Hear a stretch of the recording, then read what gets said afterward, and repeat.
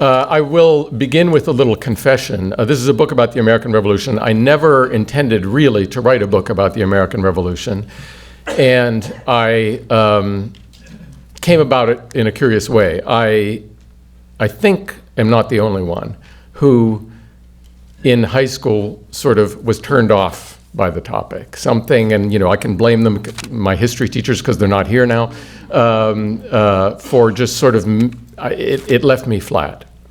But eventually I got interested in it by coming at it from the other side.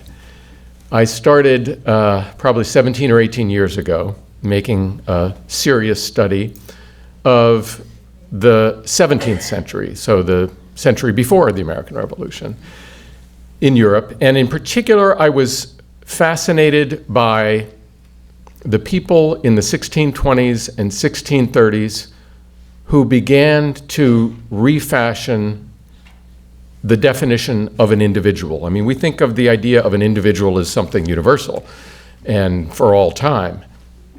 In fact, the way we think of ourselves as individuals is different from the way people 300 or 400 years ago thought of themselves. Then, you as an individual were completely connected to your society. In your sense of yourself as an individual was tied up with your sense of yourself in relationship to your church or your parish or your synagogue, your guild, your manor, the lord you owed fealty to, all these different, and never mind family connections. So if you were somehow able to take all that away, which would have seemed like madness to a person of that time, there would pretty much be nothing left. So starting in the 1620s and 1630s, as people began to peer into telescopes and microscopes, they started to see that knowledge, they formulated this notion that knowledge is not necessarily based on the received wisdom from the church and from the state, but it's based on what you can perceive with your senses and what your reason tells you.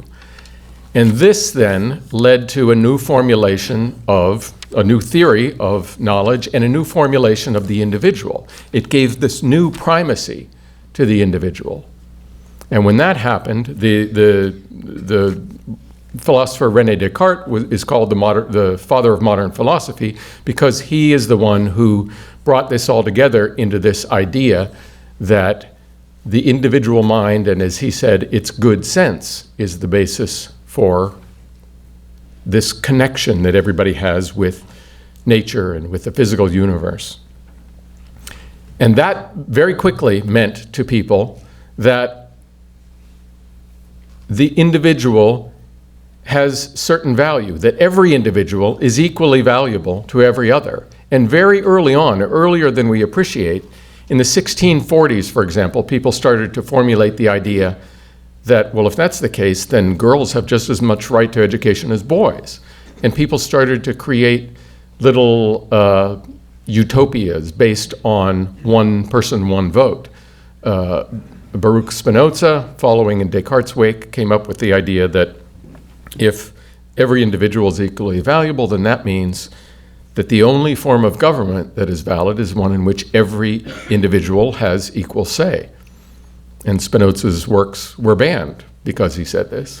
And maybe because they were banned, they spread like wildfire. And so these ideas spread throughout Europe, and because the Dutch Republic in Europe in the 1600s was the center of this idea, it's not coincidental that those ideas transferred to the Dutch colony of New Netherland. And so I followed those ideas here 17 years ago when I first met Charlie Gehring and Jannie Venema and began to come up with the idea of writing a book about the Dutch presence here. And it fascinated me that there were these really strong individuals who were individual and aware of themselves in a sense that people weren't in previous generations, who chose to plant themselves here and decided to try to not just make a fortune for themselves, but to do it as individuals. I mean, yes, in a community, but as individuals. And so they built what became New York.